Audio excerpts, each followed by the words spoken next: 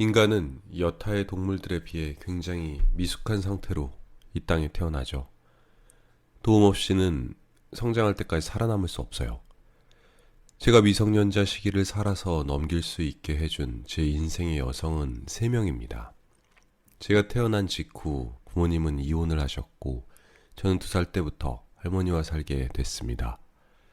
가끔 어머니가 데려다 며칠 밤을 같이 자고 다시 데려오고 또 가끔은 아버지가 데려가곤 했죠.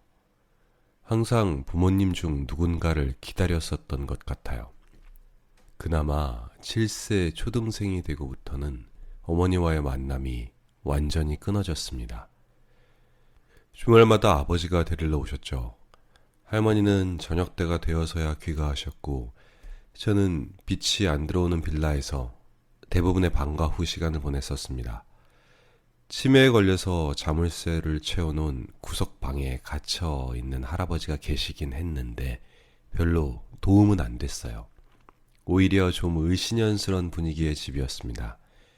집에 와서는 부모를 보고 싶은 마음을 잊을 만한 다른 관심거리를 찾는데 대부분의 시간을 쏟았죠.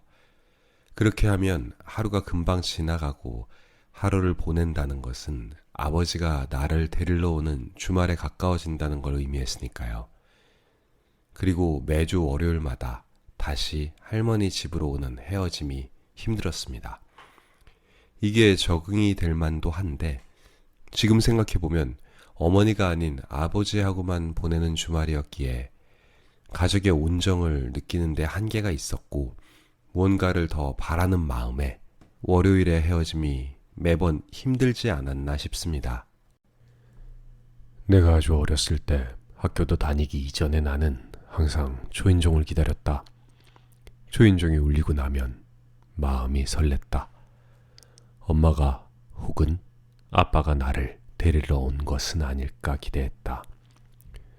우편 배달부 아저씨, 신문 배달형. 항상 결과는 실망이었지만 그래도 기대하며 하염없이 기다렸다. 그때 나는 멍하니 기다리는 것이 유일하게 할 줄 아는 일이었다. 그리고 실망을 참는 것이 2번째로 잘하는 일이었다. 그때의 나는 생각을 닫은 애벌레였다. 실망이 충분히 쌓여 더 이상 기대를 하지 않게 될 때쯤 엄마가 가끔은 아빠가 나를 보러 왔다. 북콘서트 때 만나 뵀던 몇몇 분들께서 저의 외모에 대해 좋게 말씀해 주셨습니다. 저는 외모에 대해 들을 때마다 저의 친어머니를 떠올립니다. 친어머니는 술집에 계셨어요. 기억을 더듬어 보면 그분은 시골에서 태어났고 형제가 5-6명쯤, 위로는 2명의 남형제가 있었던 것 같아요. 아래로 남녀 동생들이 있었고 외할머니는 전화기 사용법도 모르는 완전 시골분이셨죠. 아마 어머니도 제대로 된 교육을 못 받으셨을 거예요. 시골에서 상경하셨을 거고 빼어난 미인이셨던 어머님의 직업은 고급 요정 접대부셨습니다. 술을 팔고 노래도 팔고 아마 몸도 파셨겠죠. 기와집에 한복을 곱게 입고 계셨고 지금은 몇 컷 안 남은 머릿속 기억 안에 어머니는 같은 업소의 이모들에게 언니라고 불렸고 기억 속에서 항상 고왔어요. 부잣집 철부지 막내 아들이었던 아버지가 어떻게 다른 세계의 어머니를 만났을지 상황은 대강 상상이 돼요. 실제로 한번 넌지시 물어본 적이 있었는데요. 그때 이 양반이 한다는 말이 나는 책임을 지고 싶었다 라는 애두른 표현이었죠. 참 숫기 없는 양반입니다. 언젠가 취학 전이니까 아마 5살쯤 되었을까? 어머니가 저를 데려갔을 때였을 거예요. 낮에 마당에서 놀고 있다가 문득 어머니가 보고 싶어져서 이방저방 기웃거렸어요. 방이 많기도 했죠. 한 방을 열었더니 큰 상에 음식이 가득 차려져 있었고 어머니는 남자분 한 분과 대화를 하고 계셨습니다. 아저씨는 허허하면서 웃어주시는데 엄마는 저를 반겨하지 않고 남처럼 대하는 게 이상했어요. 그때 외삼촌이 저를 급히 끌고 나왔습니다. 아마 그 가게에서 기도를 받던 것 같은데 골목 쓰레기장으로 데려갔죠.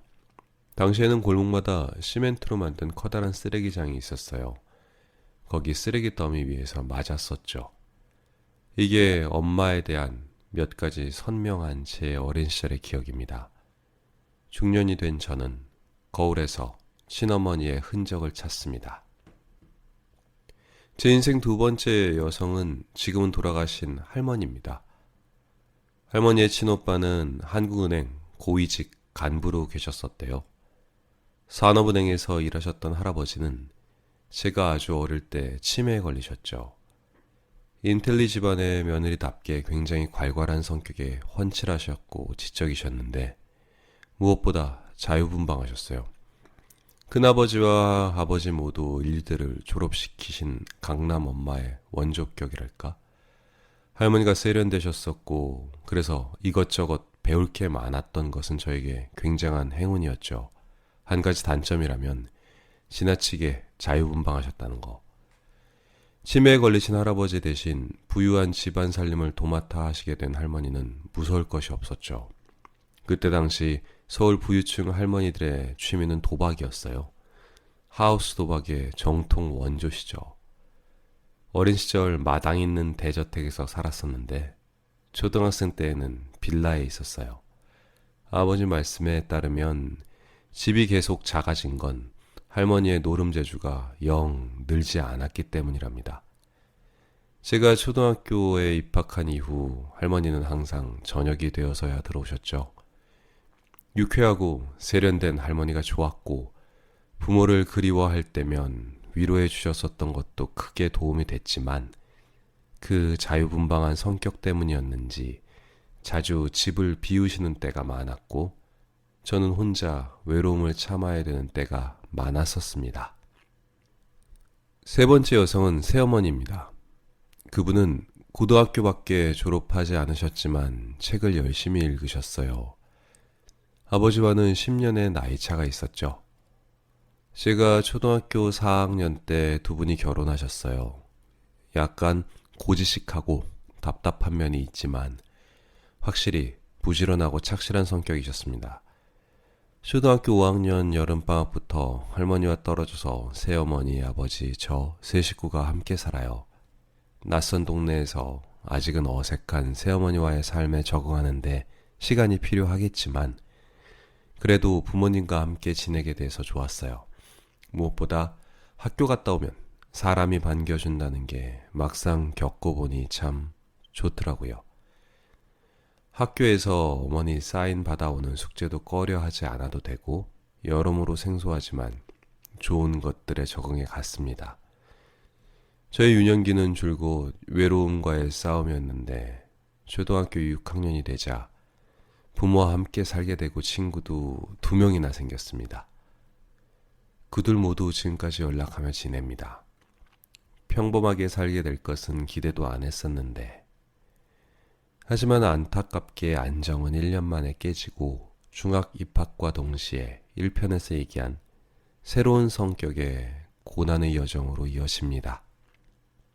어린 시절 나를 데려가서 재워주던 아버지, 친어머니, 할머니, 셋의 삶의 환경은 너무나 달랐어요.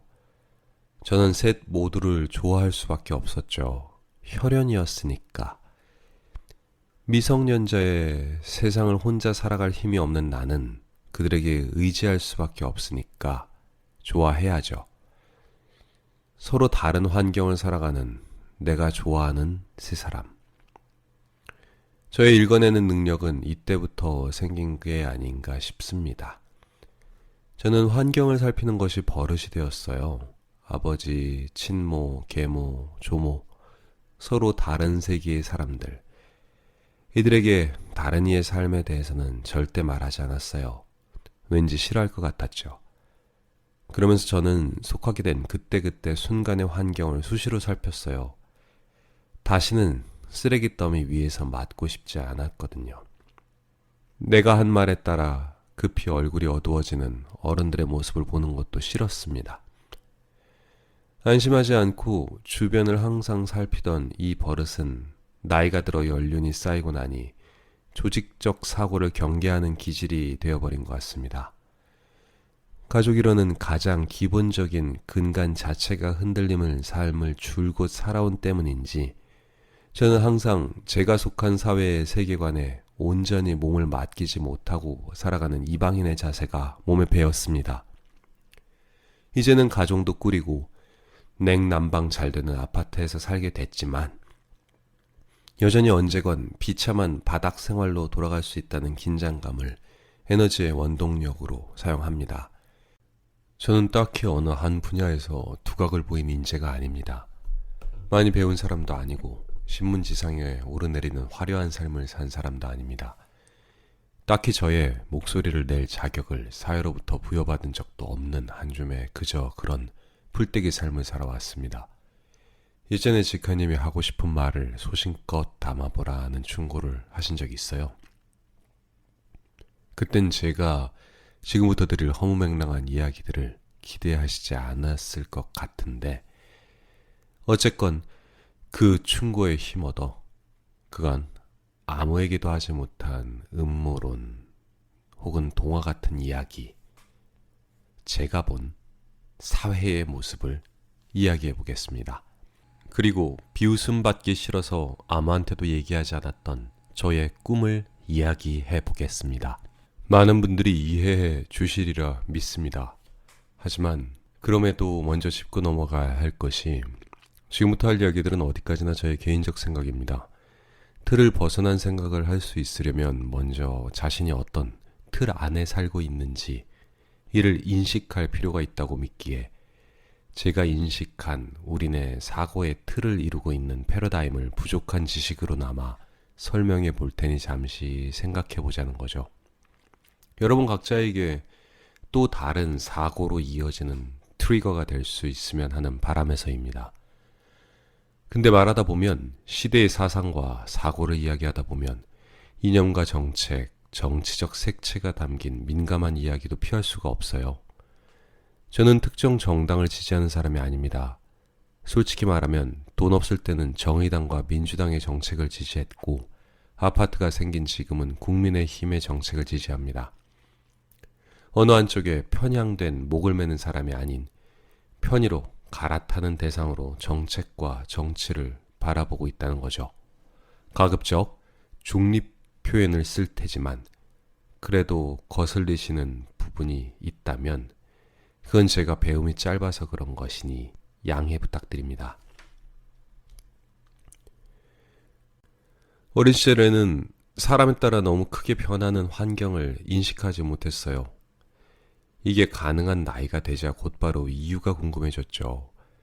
인간의 삶은 어떻게, 왜 이렇게 다른가? 지능, 교육, 부모의 재력, 부모의 가치관, 아니면 그 흔한 말로 선택?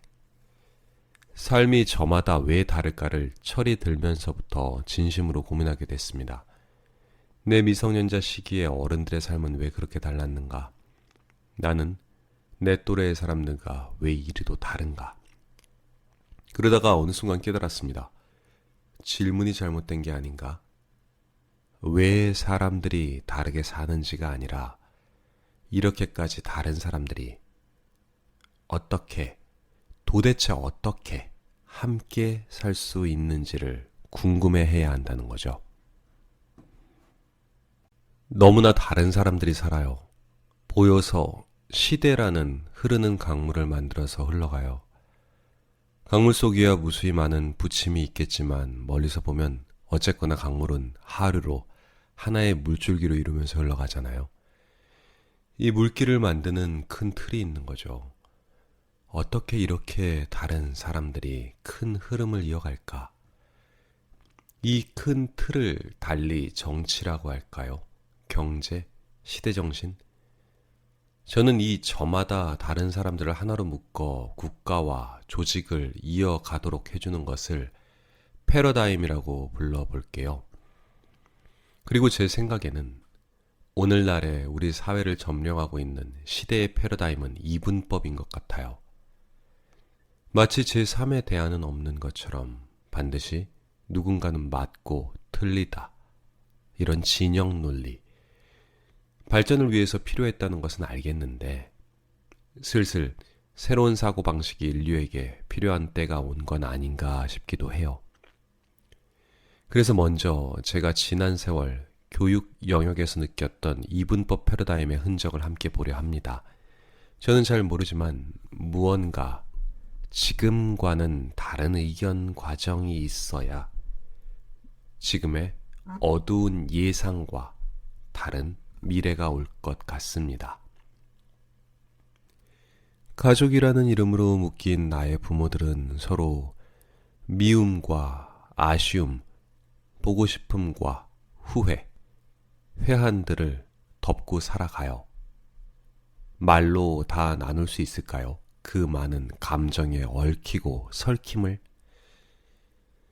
서로 너무나 다른 여자 셋의 공통 분모인 자식, 자식의 자식, 이런 존재가 있기에 저마다 마냥 자기만을 생각한 이기적 결정을 편하게 내릴 수는 없었을 거예요. 근데 국가라면 얘기가 달라져요. 서로 다른 생각과 삶의 방식을 가진 사람들이 모인 국가는 흔히 운명 공동체라고는 하지만 실제로는 이기적 결정이 허용되고 개인들은 수시로 자기만을 위한 결정을 내리잖아요.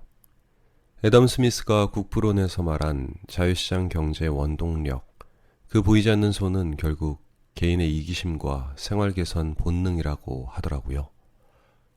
이렇게 저마다의 이익을 추구하는 개체들이 자신들을 운명 공동체라고 느끼며 한데 묶여 살도록 만드는 거, 전 그게 패러다임의 힘이라고 생각해요. 가족은 혈연, 의리, 자손의 존속, 이런 대의를 유지할 수 있어요. 조직은 강력한 리더십으로 혹은 구성원의 꾸준한 생존권 보장으로 유지될 수 있죠. 하지만 국가적 규모로 가면 국민들을 아우를 수 있는 공유되는 정신이 꼭 있어야 할 것 같아요. 세금을 내는 국민의 수가 국부와 직결될 듯한데 열강 입장에서는 소국의 국민들이 탐날 것 같아요. 국민들 사이에 공유되는 정신, 애국심, 이런 게 없으면 과연 국가라는 게 존속될까요? 국민성, 민족의식, 이 패러다임은 지구적 규모로도 있는 것 같아요. 우리 현생 인류를 의미하는 호모 사피엔스, 이 사피엔스는 종의 명칭이랍니다. 지구에는 네안데르탈인, 데니소바인 등 여러 종의 고대 인류가 순서대로 있었고 우리 호모 사피엔스가 최후의 지구 후예들이다. 이게 아니래요. 전 그렇게 알고 있었는데 사피엔스, 네안데르탈인, 데니소바인 같은 동시대의 종들이 여러 종의 고대 인류가 같은 시대에 겹쳐 살았답니다. 그중 일부는 사피엔스가 절멸시키고 일부는 흡수 교배하여 DNA가 섞인 현생 인류가 나온 거래요. 중동, 유럽 거주 인구에게서 1에서 4%가량의 네안데르탈인 DNA가 발견되고 호주 원주민 DNA 중 최대 6%가 데니소바인의 것으로 나타났다고 합니다. 우리 사피엔스는 사실 단일종이 아닌 거죠. 하지만 그래도 우리는 스스로를 단일종에 근거한 지구촌 하나의 인류로 칭하잖아요. 하나의 집단의식을 가진 구성원들이 덜 싸우지 않을까요? 인류의 상존을 위해서는 호모 사피엔스라는 공유될 수 있는 하나의 패러다임이 필요하지 않았는가 조심스레 추론해 봅니다. 민족도 있잖아요. 우리에게는 단군 왕검의 탄생 신화부터 시작된 한민족, 단일 곰 부족의 직계 후예라는 아이덴티티가 있죠. 근데 단일 민족이 있을 수 있나요? 대륙이 이어져 있으니까 중국, 한국, 러시아 막 다녔을 것 같은데 다니다 보면 뭐 피도 섞이고 이런 거 아닐까요? 태극기의 태극은 송나라 철학자 주돈이 생각한 거래요. 청국장은 중북, 동북부, 청나라에서 기원한 장이라는 설이 있습니다. 그럼에도 신화 같은 단일 민족의 패러다임이 존재하는 건 그게 필요하기 때문이 아닐까라는 거죠. 아시안, 동양인 이런 명칭들도 사실 정확한 정의는 애매하지만 무언가 막연한 동질감을 느끼게 하잖아요. 간혹 가슴 끓게 느끼는 그 고향감들은 우리만의 유일한 집단을 구성하고 있다는 믿음, 즉 패러다임에 근거한 거라고 볼 수도 있지 않을까요? 실존한다기보다는 일종의 믿음인 거죠. 현 시대의 많은 패러다임은 다툼, 폭력, 무질서한 약육강식의 세계에서 조직 속 약자를 보호하기 위한 최소한의 사고의 틀이 아닐까 생각해 봤어요. 그리고 나눠봤습니다. 구성원 스스로 원해서 형성된 자발적 패러다임과 국가, 인종, 민족처럼 시대의 지도자들이 먼 옛날부터 화합과 규율의 유지를 목적으로 만들어낸 듯한 인위적 패러다임으로요. 기존의 지식들을 연구하고 공부하다가 어느덧 학습자는 그 지식에 대한 식견을 갖습니다. 새로운 식견을 가진 사람은 같은 대상을 다른 관점에서 볼 수 있게 됩니다. 스마트폰이 있기 전에도 액정 화면은 분명히 존재했었어요. 터치도 할 수 있었고요. 그러나 그건 제조사가 만들어서 탑재시킨 기능만 정해진 아이콘을 눌러서 작동시킬 수 있는 거였죠. 충분한 기술을 이해하고 사고의 습관화를 거쳐서 새로운 식견을 얻은 사람이 새로운 상품을 세상에 내놓습니다. 핸드폰에 넣을 기능을 너희가 만들어라. 만들어진 기능들 중에 쓸만한 것만 골라서 네 폰에 설치해라. 나는 시장만 만들어줄게. 과거에는 제조사가 만들었던 기능들을 그냥 써야 했었는데 이제는 원하는 기능들은 직접 골라서 개인의 활용 목적에 최적화된 핸드폰을 갖게 됐잖아요. 이러면 더 이상 핸드폰이 아니라 컴퓨터가 되죠. 지금 생각해보면 잡스 형님이 만드신 건 핸드폰이 아닌 지금까지는 없던 앱이라는 새로운 상품이 거래되는 시장이 아니었나 싶어요. 이 과정을 정리해봤어요. 새로운 가치관을 가진 사람이 기존의 지식을 재해석해서 자신의 새로운 관점을 반영하여 세상에 내놓는다. 근데 그 재해석된 개념이 너무나 파격적이거나 색다르면 일단 사람들의 관심을 끈다. 사람들이 모입니다. 돈이 모이는 거죠. 이제 막 시작한 신흥시장에서는 소비자인 나도 생산자가 될 수 있다는 희망을 가져요. 잘만 하면 나도 성공한 생산자가 될 수 있을 것 같은데 그러자면 먼저 뭘 해야 할까요? 일단 시장을 이해해야죠. 근데 신흥시장이라 정보가 없다. 사람들은 최초로 시장을 열었던 이의 식견을 최선을 다해 배우려고 하겠죠. 왜냐하면 내가 그 최초의 시장 조성자처럼 생각할 수 있다면 나도 이 시장에서 많은 돈을 벌 수 있을 테니까. 이쯤 되면 새로운 가치관을 만든 이의 인감됨됨이, 개인적 성향, 이건 관심의 대상이 아니에요. 심지어 당사자가 이 세상에 없다 할지라도 그 가치관은 죽지 않죠. 이렇게 많은 사람들이 공유하는 가치관은 패러다임이 된다고 생각합니다. 정리해보자면 자본주의 자유시장 경제체제 하에 새로운 시장은 누구에게나 공평한 기회를 준다는 희망으로 자발적인 식견의 모방이 나오고 같은 식견과 사고를 많은 사람이 공유하면 패러다임이 되죠. 아마 모든 분들이 저와 같은 생각을 하실 것 같은데 지카님이 임장 웹을 통해 만들어내고자 하는 것도 이러한 시장 아닌가요? 시장을 만들고 비록 초기 데이터는 완성되어 있어 편차가 크지만 자연스레 소비자의 눈에 맞고 적합한 방식으로 작성된 데이터가 걸러질 것이고 이 살아남은 데이터들을 기반으로 상품성 있는 데이터로 양식과 내용을 규격화할 수 있겠죠. 누구나 생산자가 될 수 있고 동시에 소비자도 되는 거죠. 지카님은 시장 조성자가 되고요. 좋은 모델 아닌가요? 무엇보다 이미 애플, 구글을 통해 검증이 끝난 시장 조성 메커니즘이니까 성공하지 않을까요? 이런 생각을 어떻게 하셨는지 그 양반 진짜 천재인가 봅니다. 패러다임이 이렇게 자발적으로 생성될 수 있다면 반대로 특정 패러다임에 자꾸 익숙하게 해서 집단의 사고의 틀을 조정하는 것도 가능하지 않을까, 약간 음모론틱한 생각도 한번 해봤습니다. 인위적으로 만든 패러다임 내에서 주어진 선택지 내에서만 고민하게 만드는 거죠.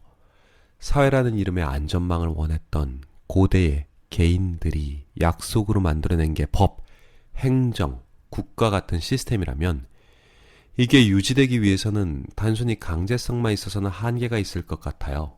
구성원의 사고가 너무 다채롭게 퍼져버리면 집단성이 유지가 안 되잖아요. 이 사고의 방향성을 정하는 것, 생각의 틀이 패러다임이고, 저는 이것이 가족 아닌 타인, 개개인들을 하나로 묶어 국가 형태를 존속시키는 원동력이라고 생각합니다. 당연히 국가 운영의 주체인 정치권에서 필요하다면 이용하고 만들지도 않을까 생각해 봤습니다. 제가 직카데미 사기 초반 때 국가의 경제 운영 방식을 설명해 보려고 줄다리기 이론이라는 걸 만들어서 직카님께 보낸 적이 있었어요. 대강의 내용을 요약해 보자면 양 진영이 줄다리기를 하고 있는데, 양 진영에는 상극의 두 국민들이 있고, 정부는 어느 한쪽을 보이게 편들어주는 것이 아니라 금리라는 수단으로 화폐량을 조절해서 간접적으로 어느 한쪽이 줄을 당기기 유리하도록 살짝 줄을 들어주는 역할을 한다. 대강 이런 내용이었습니다. 이 이론으로 시사하고자 했던 바는, 정부는 어떤 사안이건 일단 진영 논리로 끌고 간 다음 어느 한쪽을 지원해서 줄이 항상 치우치지 않는 균형을 유지하게 한다. 이거였습니다. 정부가 진짜 바라는 것은 부자, 가난한 사람, 사교육, 공교육, 특정 계층의 유불리가 아니라 시장 조절의 주도권을 계속 유지하는 것이다. 이때 양 진영을 만들기 위해서 이분법적 패러다임을 활용한다. 이게 제가 생각해 본 거였어요. 자세히 보겠습니다. 줄다리기를 하려면 먼저 줄이 있어야겠죠. 이는 정부가 개입하는 교육, 경제, 정치 각 영역입니다. 이 줄의 양쪽에는 줄을 당겨서 이득을 취하려는 세력이 있죠. 이게 좌우 양 진영이고요. 마지막 중요한 건 게임의 진행을 위해 양 진영이 반드시 상대를 적대시해야 한다는 점입니다. 억지로라도 대립 구도를 만들죠. 그리고 정부는 필요에 따라 어느 한쪽 진영을 살짝 티 안 나게 거드는 역할을 해요. 이 역할을 통해 정부는 꾸준히 중립의 입장에서 균형을 잡아주는 심판, 정의 집행자의 역할을 우아하게 할 수 있죠. 국민과 정부가 줄다리기의 좌우 자리를 차지하고 대립하는 형국이 되면 끝이 안 좋아요. 지난 세기 동안 국민과 각을 세우는 탄압과 대리의 방식으로 국가를 운영해 보니 결과가 영 신통치 않더라는 것을 학습한 거죠. 항상 대립하는 양 당사자가 있고 정부는 중재자 역할을 하는 척하면서 실제로는 어느 한쪽을 거들며 시장의 안정을 유지하는 거죠. 설령 제 생각이 맞다고 해도 이 자체로는 나쁘지 않다고 봐요. 어찌 보면 이만큼의 국가 운영 체계를 생각해낸 것만도 대단한 성과죠. 문제는 정책 운영자들도 사람이기에 항상 자신의 혹은 자신이 속한 조직의 이득을 위해 줄을 과하게 거들어요. 줄다리기 줄이 딱 중간까지만 오면 거드는 것을 멈춰야 하는데 항상 중심이 한쪽으로 꽤 많이 치우칠 때까지 거들죠. 팽팽하게 힘의 균형을 유지해야 줄다리기 게임이 계속되잖아요. 어느 한쪽이 이득을 무리하게 취하느라 과하게 한쪽으로 쏠린 줄을 원상태로 돌리려다 보면 반드시 의도치 않은 희생자가 생겨요. 이미 흐르기 시작한 물줄기의 방향을 바꾸는 과정에서 애꿎은 사상자가 생기는 거죠. 이 사상자는 정치인일 수도 있고 기업인이 될 수도 있어요. 가끔은 평범한 시민이 되기도 합니다. 저만 느끼는 걸까요? 이 줄이 어느 한쪽으로 치우치는 정도가 날이 갈수록 심해지는 것 같아요. 원상태로 돌리는 데에는 더욱 큰 희생이 필요하겠죠. 패러다임을 통한 국가 운영의 두 번째 문제는 필연적으로 양자 대립구도가 있어야 한다는 거예요. 정부 입장에서는 정책의 판단과 진행을 위해서는 무조건 양분된 대립구도를 만들어 놔야 하는 거잖아요. 크게 보면 두 개의 화합을 이룬 거지만 달리 보면 절대로 하나 될 수 없는 서로 다른 덩어리 두 개로 이분해 놓은 거죠. 이런 한계 있는 패러다임 속에서 하나 된 합의는 영원히 불가능하죠. 세 번째 문제인데요. 그렇다면 이분법적 사고로 이미 정착되어 버린 우리 시대의 갈등들이 정부 입장에서는 해결되지 않아야 하는 건 아닌가요? 이게 있어야 보이지 않는 정부 역할을 계속 할 수 있으니까요. 지금은 왕정 시대가 아니잖아요. 예전에는 왕, 좌의정, 우의정에 어찌 보면 진정한 삼권 분립이 있었다면 지금은 비유하자면 그때의 좌의정, 우의정들이 돌아가면서 왕을 하는 시대예요. 보수와 진보, 대선과 총선에서 어느 한쪽의 영원한 압도적 승리는 불가하고 국정 운영의 부담 때문에라도 양진영 모두 그런 건 바라지도 않아요. 어차피 4에서 10년이면 돌아가면서 국회와 대통령직을 한 번씩 장악하게 될 텐데요, 뭘. 핑퐁처럼 터진 문제를 서로 다른 색깔의 정당에게 몇 년간 넘기다 보면 원죄를 따지기가 힘들어지죠. 정치인과 대통령은 특정 지역, 특정 계층, 심지어 자신들의 정당조차도 계속 유리하기를 바라는 게 아니에요. 계속 유리한 것은 유리한 게 아니죠. 계층마다 공평하게 한 번씩 돌아가는 정책의 유불리가 반복되어야 할 필요가 있어요. 이를 위해서 정부는 계속 특정 진영의 좌우 어느 한쪽을 유리하게 해줄 수 있는 줄만 쥐고 있으면 돼요. 그러다가 이 키를 고스란히 다른 반대 진영의 집권 여당에게 이양해 주는 거죠. 뒤에서 얘기할 테지만 결론을 간략하게 미리 말씀드리자면 저는 이런 상황에서 빠져나올 수 있는 유일한 해결책을 지성의 병렬화, 집단지성이라고 생각해요. 단체가 투표를 통해 양자택일을 하는 게 아닌 저마다의 지혜가 결집된 판단에 근거해서 결정을 내려야 한다는 거죠. 이건 이분법과 완전한 상극에 있는 공감 패러다임이 기반되어야 가능해요. 인류가 가진 가장 위대한 힘이라고 저는 믿고 있는 공감이요. 뭔가 근본적인 운영 방식의 변화가 있어야 할 것 같은데 공감을 기반한 집단지성으로 내린 초당, 초국가, 초인종적 해법이 아니면 지금의 자연 문제를 해결할 수 없을 것 같아요. 사실 일개 학원쟁이가 지구 얘기를 꺼내는 게 좀 과분하긴 하죠. 근데 전 500년 후에 지구가 온전한 모습일지에 대한 확신이 안 들어요. 저만 그런가요? 교육은 단일 국민이라는 아이덴티티를 유지시켜줘요. 시험의 결과인 학벌은 국민의 계층과 서열을 세습화, 공고화 시킴과 동시에 가장 중요하게는 서열 간 격차를 개개인 스스로가 인정하게 하죠. 소위 학력, 학벌이라는 것이 함축적으로 전달하는 무시하기 힘든 무게가 있잖아요. 그간의 기술로는 개인의 목소리를 잠재울 필요가 있었어요.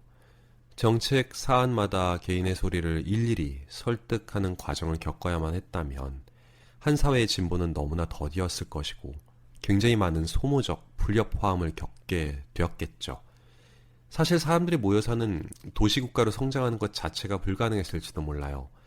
사회의 성장을 유지시켜 줄 만큼의 일정한 발전 속도를 확보하기 위해 다수의 묵인이 필요했다는 거죠. 절대 군주 시대에는 명령만으로 가능했고 제후들이 힘을 갖는 중세 봉건 시대에는 신의 이름으로 가능했겠죠. 전체주의가 전쟁의 모습으로 전 세계를 휩쓸어 버리는 것을 목격한 인류는 조금씩 다수의 묵인을 위한 더욱 세련된 방식을 고안하기 시작했고, 그래서 나온 게 달러와 이분법적 패러다임이라고 저는 생각합니다. 교육 영역에서 패러다임을 유지시키기 위해 묵인되고 있는 모순들을 주목해 봤습니다. 교육과 입시가 일단 너무 다른 거, 이게 문제예요. 이를 이해하기 위해서 일단 교육과 입시를 별개로 보셔야 됩니다. 이 개념 자체를 다르게 생각하셔야 됩니다. 교육은 교과서로 하는데 수능을 교과서에서 내지는 않습니다. 그러나 교과서는 내신에 나옵니다. 내신 대비를 위해서 학생들은 교과서를 외웁니다. 어떻게 자문해 봐도 이 문제가 해결이 되지가 않습니다. 교과서는 기본서이고 이걸 하고 나서 문제집이나 EBS의 도움을 받아서 준비하면 된다. 일반 국민들이 교과서와 수능 문제의 내용을 직접 비교할 수 없다면 무심코 넘어가기 쉬운 표현인데요. 교과서는 기본서가 아니에요. 너무 다릅니다. 그게 무슨 기본서예요. 아이의 지식을 다루는 접근 방식 자체가 교과서와 수능은 너무 달라요. 학문이라는 건 관점이 다르면 다른 거 아닌가요? 교과서는 다분히 사실 나열적으로 구성되어 있고 수능은 통합사고력, 이것저것 동시에 생각하면서 새로운 결론에 도달하는 능력을 보겠다라는 거죠. 좀 과장해서 단순화시켜서 말하면 노력파는 교과서 내신, 머리 좋으면 수능, 이런 공식이 성립되죠. 아이의 방향과 지향점이 다른데 어떻게 한쪽이 기본서가 되겠어요? 그냥 수준 차이가 좀 있는 교과서와 수능의 관계? 수준 낮은 책이 교과서, 수능은 뭔가 복잡한 시험. 이게 수험생들의 현실 생각입니다. 그래서 EBS를 만들지 않았나. 기본서를 다 하고 EBS로 심화 연습을 할 수 있게 해 놓았다. EBS 잘 만든 교재죠. 인강도 무료고. 근데 저는 반대로 말해볼게요. 그렇게 창의력, 사고력을 지향하는 설명 방식으로 구성된 고퀄리티 자료를 만들 능력이 처음부터 있었다면 EBS 내용처럼 교과서를 꾸려보거나 아니면 아예 EBS를 교과서로 지정하면 되잖아요. 왜 꼭 선택사항으로 만들어 놓고 개별 구매하게 해놓죠? 그래 놓고 고1, 2 내신은 교과서에서 많이 내요. 그러다가 고3이 되면 내신 범위가 EBS로 바뀌죠. 전국의 고3은 전부 EBS 달달달 외웁니다.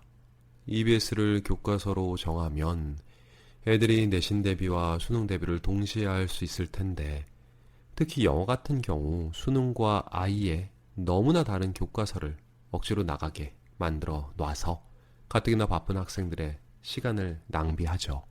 교과서는 권장사항이다. 꼭 모든 학교가 교과서 진도를 다 나갈 필요는 없다. 내신도 당연히 꼭 교과서에서 나가야 하는 것은 아니다. 알아서 자체 재량으로 하면 된다. 그니까 그럼 처음부터 그걸 왜 만들었냐고요. 그 논리라면 기본서건 뭐건 처음부터 아예 전부 선생님들 자체 재량으로 만들어 놓으면 되잖아요. 정부 스스로도 원과 교과서만으로는 수능 대비가 안 된다는 걸 알고 있으니까 자꾸 EBS를 만드네, 여기서 수능을 70% 내네, 이러면서 매번 정책을 바꾸는 거잖아요.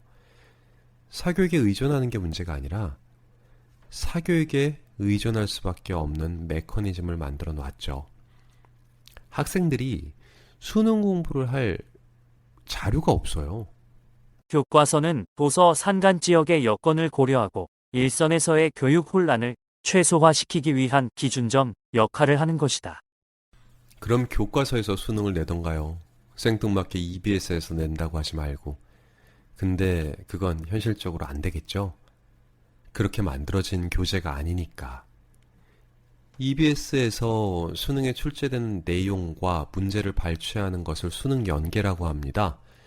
이 연계되는 EBS 교재의 반영 비율이 60%, 나중엔 70%까지 됐었어요. 굉장히 많이 나온 거죠. 근데 이게 일관되지가 않아요. 반영 비율을 늘렸다 줄였다. 비율은 똑같은데 어떤 해에는 수능의 70%를 EBS 지문과 완전히 똑같이 출제하는 애가 있었던가 하면 또 최근에는 소재 연계라고 해서 사실상 연계가 안 된 상황을 만들기도 했었어요.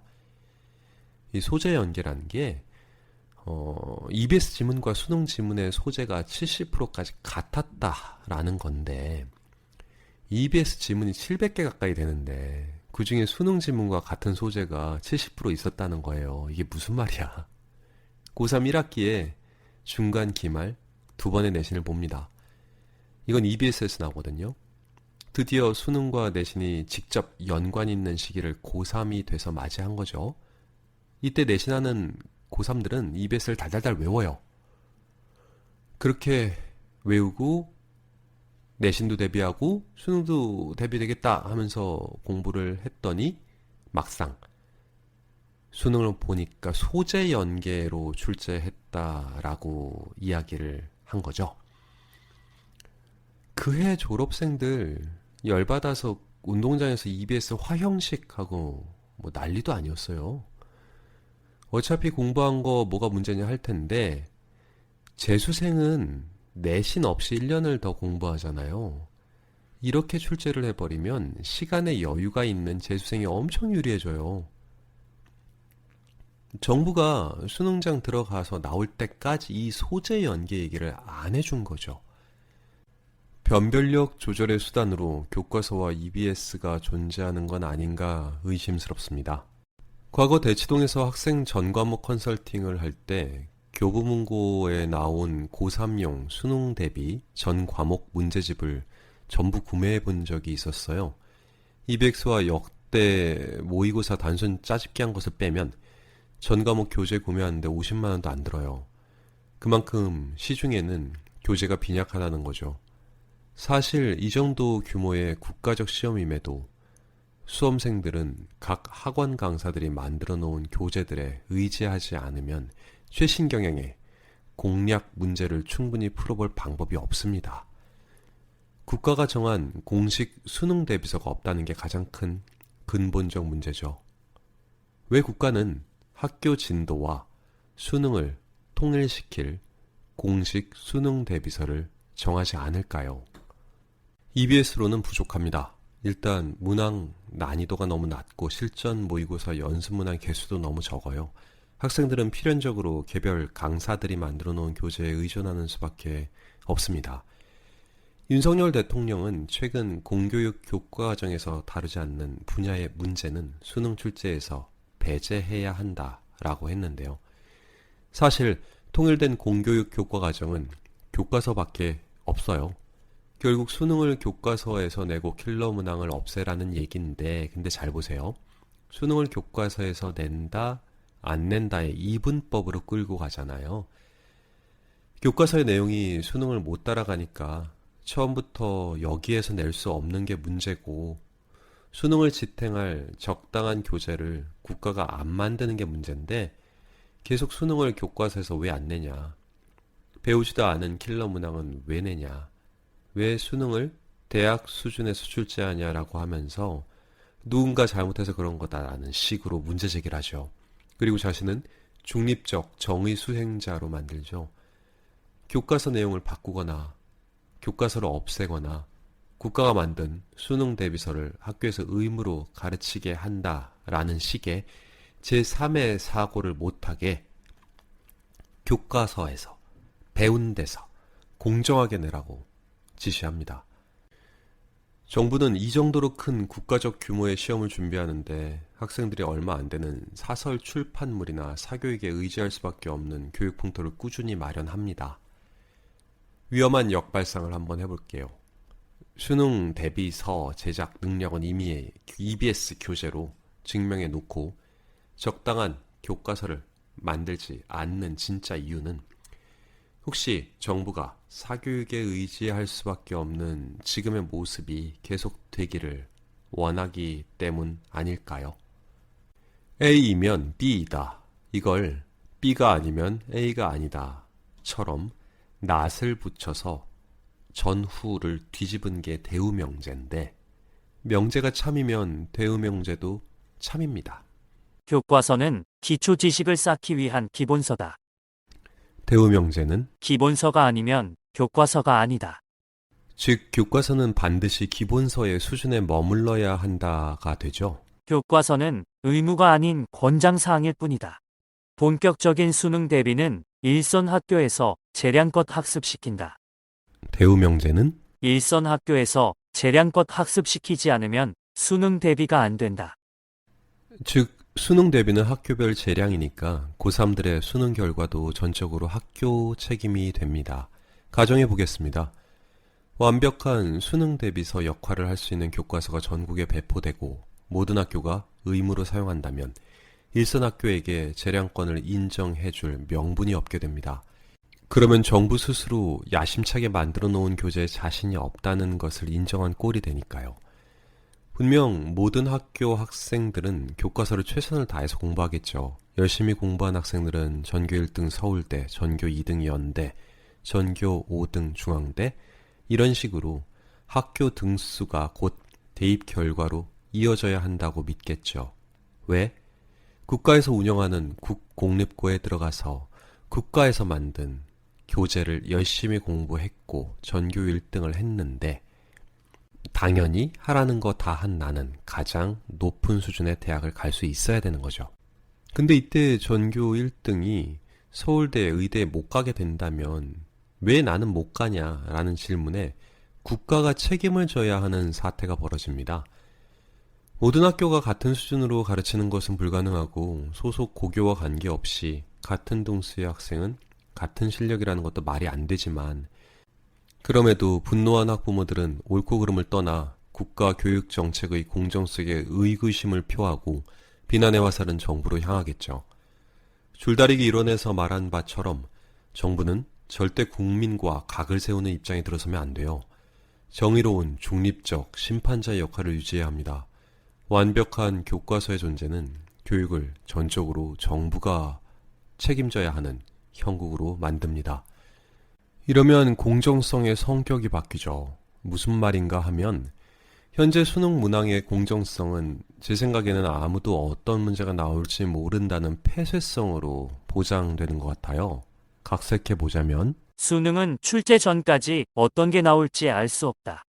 이 폐쇄성이야말로 수능의 공정성을 유지하는 방법이다. 수능 대비 교재를 국가가 만들고 그 안에서 출제하면 사고력과 추론 능력을 본다는 당초 수능의 취지가 사라진다. 출발선이 공정하다는 거죠. 그런데 수능이 특정 교재에서 나온다면 문제의 성격을 모두가 아는 상태에서 시작한 거잖아요. 지금은 수능 결과의 차이가 정보의 차이에서 나오죠. 학원, 인강, 선생님의 수업력, 참고서 이런 통일되지 않는 정보의 차이에 근거해서 성적 차이가 나온다고요. 수능은 창의력을 보는 문제라서 범위에서 낼 수 없다. 그래서 출제 문항에 대한 폐쇄성이 생명이다. 이건 반만 맞는 말 같고요. 출제 문항이 어떤 게 나올지 알 수 없기에 그만큼 정보를 쥐인 사람들이 유리할 수밖에 없는 구도인 거죠. 우리가 동일선상에서 같은 교재를 보는 상황이면 개인의 노력이 성적의 차이를 가져오는 변수라서 줄다리기의 키는 개인에게 돌아가게 되죠. 하지만 지금의 폐쇄적 문제 출제 방식이라면 정보가 곧 키이고 정보는 사교육 중심지가 쥐고 있죠. 정부가 비록 학생 개개인의 수능 성적을 좌지우지할 수는 없겠지만 수능 문항이 고난이도로 나오느냐 아니냐로 정보에 대한 의존 정도, 즉 사교육 의존 정도를 조절할 수가 있잖아요. 그리고 이걸로 사교육 중심지에 집값을 조절할 수 있는 키를 정부는 쥐고 있는 거죠. 사실 제가 정부라면 입시 방식에는 크게 관심이 없을 것 같아요.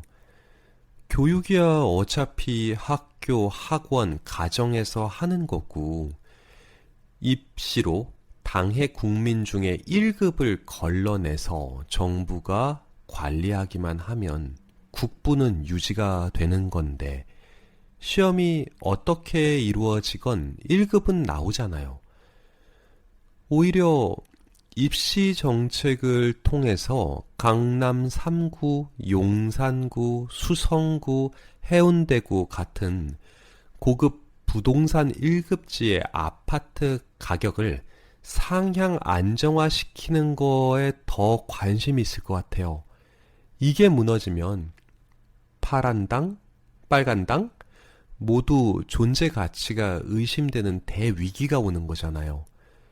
결국 두 정당 모두 지금의 입시와 교육의 이원 체제가 유지되기를 바라는 게 아닐까. 이를 위해서 대입 결과의 책임을 국가가 아닌 학교, 정확히는 일선 교사에게 돌리는 수능의 교육 재량권이 인정돼야 하고, 또 이를 위해서 완벽하지 않은 교과서가 필요하다. 한번 상상해 봤습니다.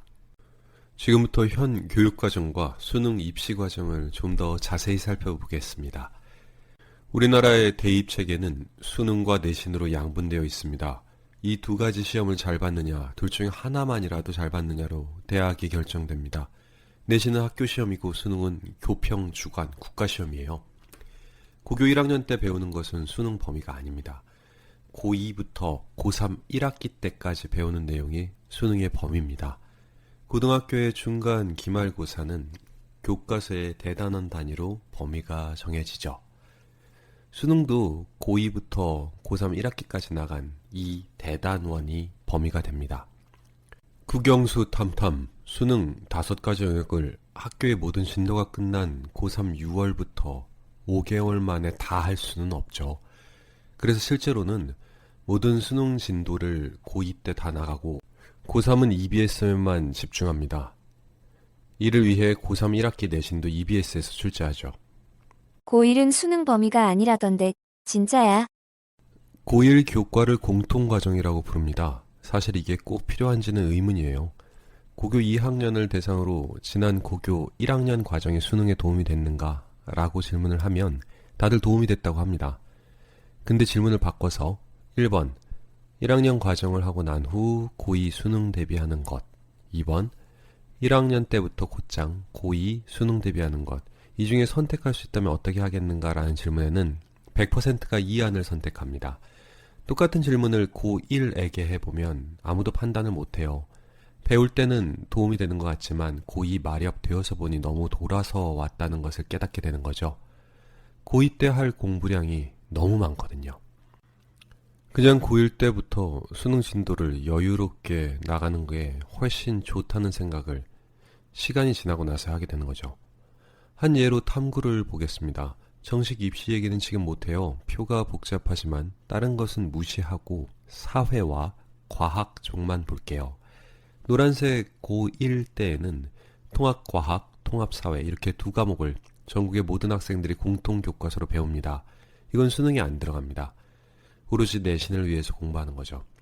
고2가 되면서 물리, 화학 같은 과학 과목들과 생활과 윤리, 세계사 같은 사회 과목들을 배우죠. 이건 수능 범위입니다.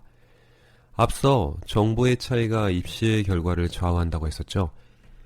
이제부터 정보를 알려드리면서 문제 제기를 한번 해보겠습니다.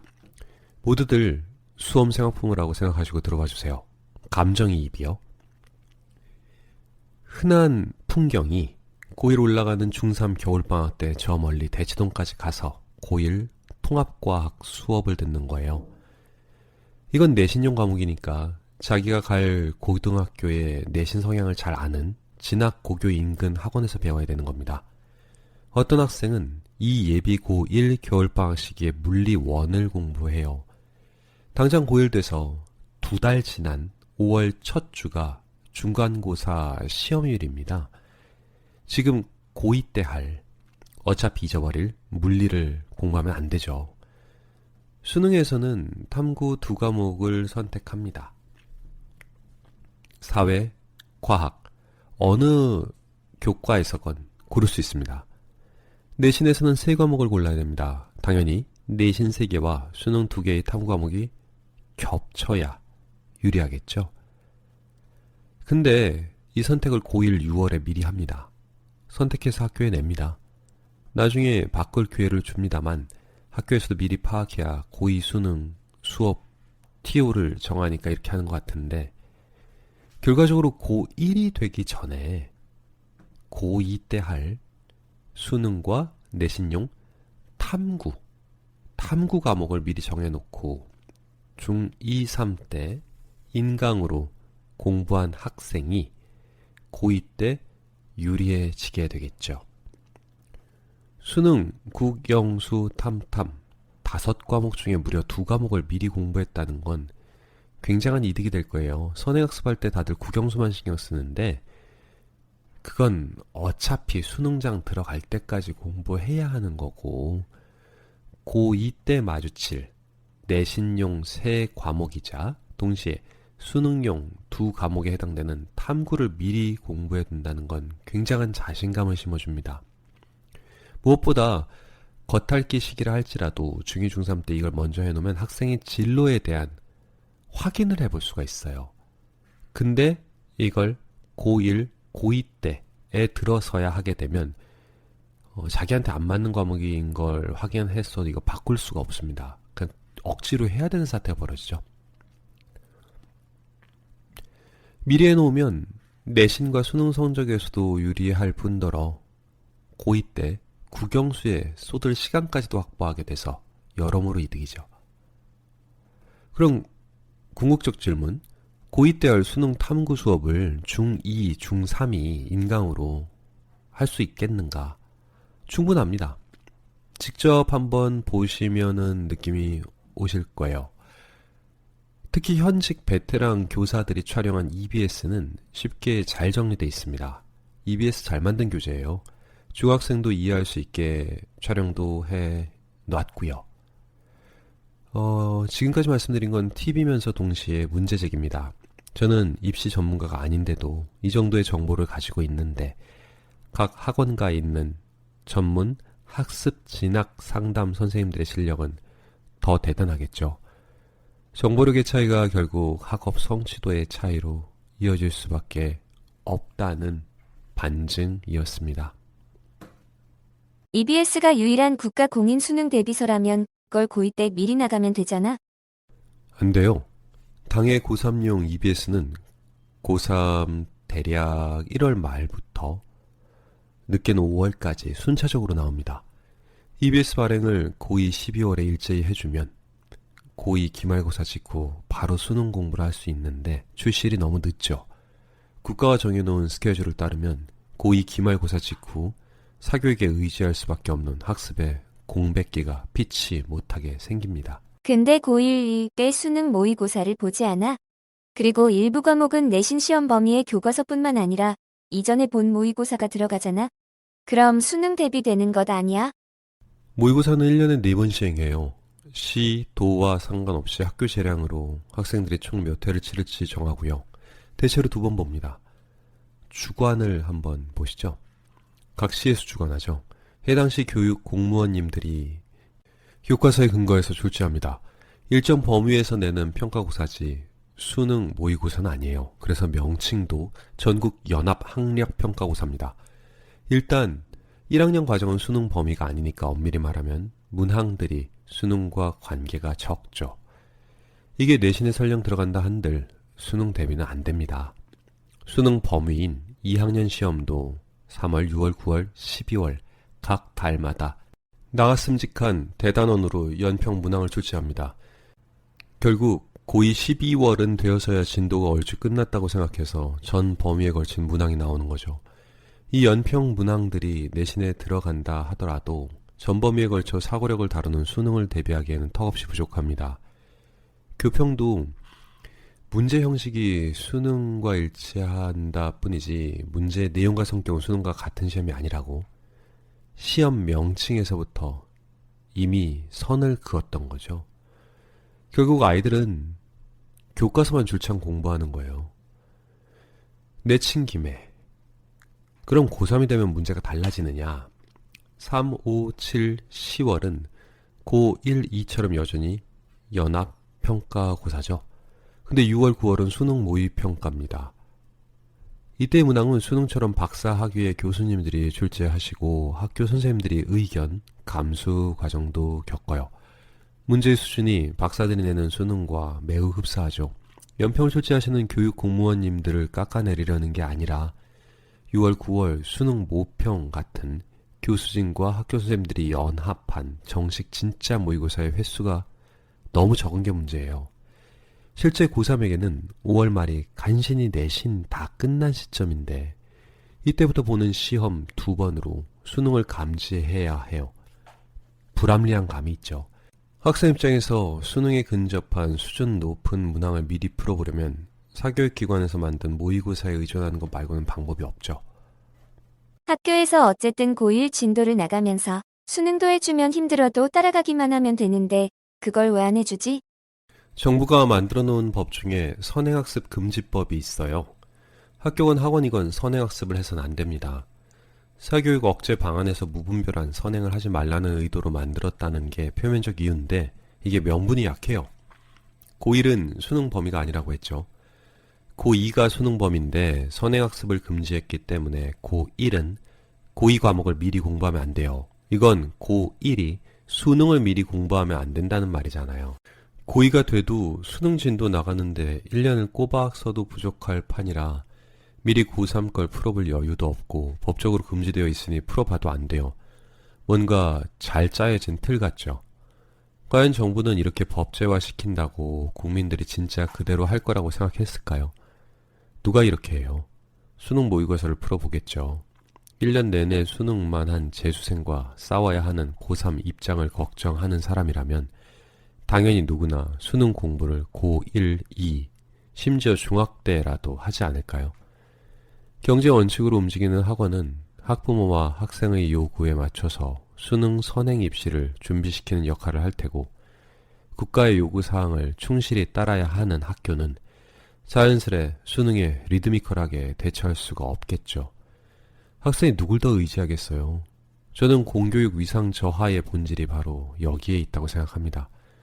어디까지나 제 생각입니다만 지금까지 나열한 사항들이 저에게는 하나같이 사교육에 의지할 수밖에 없는 요인으로 생각됩니다. 반대로 선생님들이 역량을 발휘할 길은 이래저래 막혀있는 듯 보여요. 자연히 선생님들에게는 무능이라는 프레임이 씌워지게 되어 있죠. 이번에는 수능에 대해서 알아보죠. 그러고 보니 수학 능력 시험이잖아요. 공부 능력을 평가하겠다는 건데요. 혹시 지난 수업 때 얘기했던 암기, 식견, 이 영역에 대한 것이 기억나시나요? 제가 학생들 수업할 때 거의 매번 얘기하는 건데요. 먼저 이 개념부터 복습할게요. 공부는 암기 이해, 사고의 습관화, 이게 먼저 이루어지고 레벨 1에 해당하는 능력이죠. 이걸 해낸 사람들이 식견, 시해, 깨달음 이런 게 있는 레벨 2에 도달할 가능성이 있다고 했었어요. 오늘은 이걸로 입시의 성격을 설명해 볼게요. 대학 수학능력시험은 97년부터 본격적으로 시작됩니다. 그 이전에는 학력고사 시기였죠. 잠시 그 시절의 정부 형태를 떠올려 보세요. 50년 한국전쟁 직후 급격히 배고픔과 싸우며 국가 재건을 꾀했었던 대한민국 정부는 상당히 엄혹했던 군사정부의 통치 기간도 있었고 민주화로 성큼 나아간 시기도 있었지만 그 어떤 성격의 정부건 최우선 당면 과제는 국가의 발전, 배고픔에서 벗어나는 거였습니다. 국가가 원하는 인재상이 시험에 그대로 반영되었는데요. 학력고사가 원하는 인재는 지식을 잘 습득하는 유형이었죠. 바꿔 말하면 조직에 순응하는 똑똑한 사람이 필요했던 거죠. 97년 수능체제로의 전환은 국가가 원하는 인재상이 바뀐 것을 의미해요. 수능시험의 특성으로 흔히들 말하는 통합사고력, 추론능력, 연역적 사고력 이런 용어들이 의미하는 건 전부 미래예요. 추론, 사고 이런 게 주어진 팩트들을 보고 기존의 사실들이 아닌 제3의 개념을 생각해내라는 거잖아요. 생각해낸다는 건 미래를 떠올리는 거죠. 미래를 예측할 수 있는 능력이요. 앞서 일부에서 고대 인류가 왜 시험을 만들었는지에 대한 제 생각을 말씀드려 봤었는데요. 고대 인류는 식견이 있어서 앞으로 닥칠 재해, 환난에 대비할 수 있는, 즉 미래를 예측할 수 있는 소수의 사람을 뽑아서 지도자의 자리에 앉히기 위해 시험을 탄생시키지 않았을까 하고 저는 생각해 봤어요. 추론 능력을 중요시 여긴다는 수능은 레벨 1의 암기, 이해, 습관화의 다음 영역인 레벨 2의 식견, 지혜, 미래를 예상하는 능력이 있는 사람을 뽑는 시험임을 대놓고 천명하고 있는 거죠. 그래서 암기 위주의 지식 나열형 교과서와 수능의 방향성은 본질적으로 맞을 수가 없어요. 시험 제도를 교육과정이 못 따라가죠. 그런데 이 식견의 영역은 다양한 각도에서 사물을 보는 눈을 키우고 다채로운 식견을 가진 사람들을 많이 만나봐야 성장하는 거예요. 어두운 방에서 혼자 열심히 고시 공부하듯 접근할 수 없다는 거죠. 다채로운 식견을 가진 사람들을 보려면 인강이나 학원을 통해 다양한 설명을 많이 들어봐야죠. 미리 선행한 친구들이 더 많이 다른 사람들에게 같은 것에 대한 설명을 더 여러 번 들을 시간을 얻게 되잖아요.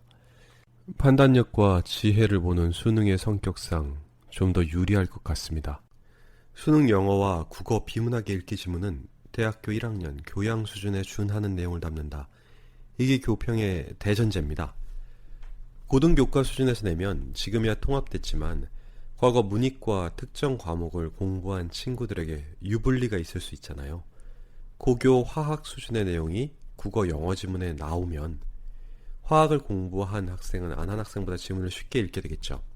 이로 인한 유불리를 만들지 않기 위해 대학교 1학년 교양 수준에 준하는 내용을 지문으로 다룬다는 거죠. 이걸 저는 조숙함을 평가한다라고 표현해요. 안 배운 내용을 주고 빠르게 읽고 이해하는 이해 능력이 이게 고교 1학년 때부터 외우고 배운다고 이게 익혀지거나 얻어지는 그런 능력인가? 사실은 의문이 많이 듭니다. 그래서 원래 또래보다 조숙한 친구, 이해력이 좋은 친구들이 잘 볼 수밖에 없는 시험이 아닌가 싶습니다. 수능은 스테나인 제도를 택하고 있습니다. 흔히 우리가 알고 있는 9등급 제도입니다. 이게 뭐냐 하면 평균 성적을 받은 사람들을 5등급 그룹에 넣고 좌우 비율에 따라 평균보다 뛰어난 사람, 부족한 사람을 가르는 제도예요. 1등급을 받기가 너무 어려워요. 왜? 문제의 난이도와 관계없이 항상 당해 사람들이 받은 평균으로부터 좌로 얼마나 멀리 벗어났는지에 따라 1등급이 결정되기 때문입니다. 무조건 남보다 잘해야 된다는 거죠. 당연한 소리 아니냐, 경쟁이 원래 그런 건데 싶으실 수도 있는데 이걸 한번 보시죠. 수능 영어 절대평가제와 합쳐지면 이렇게 됩니다. 다수가 3, 4등급에 몰려있죠. 그에 반해 여전히 1등급은 적죠.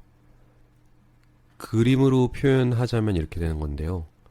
이 스테나인 제도는 학생의 전반적인 능력을 고루 보는 것이 아닌 월등한 능력자가 등급으로 쉽게 눈에 띄도록 만든 시험이에요.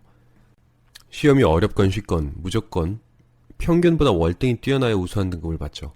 1등급만 추려내면 된다는 의도가 보이는 등급 방식입니다. 요즘 층간소음 사건부터 테러 사건에 이르기까지 불안한 일들이 많죠. 외신들이 치안이 훌륭한 나라에서 이런 일이 있다고 의아해합니다. 우리나라의 치안이 좋긴 하죠. 그리고 일선 경찰관님들이 몸을 아끼지 않고 막아주신 덕분에 이 정도까지 유지된 게 맞기도 하죠. 하지만 그간 강력 범죄가 적었던 것이 오로지 훌륭한 치안 때문만은 아니었을 것 같아요. 한민족 대한민국이 여지껏 버텨온 그 저변의 진짜 힘은 서로 이해하는 공감의 정신이었다고 생각합니다. 그런데 우리는 최근 20여 년 동안 유전무죄, 무전유죄로 표현되는 사건들을 너무 많이 봤어요. 우리가 부와 돈에 집착하게 되는 것은 우리의 정서 바닥에 깔린 없는 사람이 어떻게 당하는지를 계속 보면서 쌓인 두려움 때문은 아닐까요? 그리고 이 두려움은 한민족의 최대 무기인 공감 능력을 마비시켰다고 생각합니다. 많이 가진 사람, 많이 배운 사람들은 나의 공감을 필요로 하지 않고 나 또한 그들과 공감이 되지 않으니까. 수능을 대하는 학생들의 마음에도 이런 두려움은 있습니다. 내가 6등급을 받았다 치겠습니다. 죽으라고 공부했어요. 그래서 5등급을 받습니다, 이젠. 자, 전 이제 인정받나요? 너? 평균이네. 평균이 얼마나 무서운 말이에요. 5등급이 아니라 평균. 노바디. 평균이라고요. 아무것도 아닌 거죠. 이제 간신히 평범한 학생이야. 더 열심히 했어요. 우와, 그래서 4등급까지 올렸습니다. 나 4등급이에요. 지금은? 너 말 못 알아들어? 평균이라는 건 대다수가 포함되어 있다는 거잖아. 4, 5, 6. 평균이라고. 죽도록 해서 네가 올라온 거. 평균으로 올라온 거라고.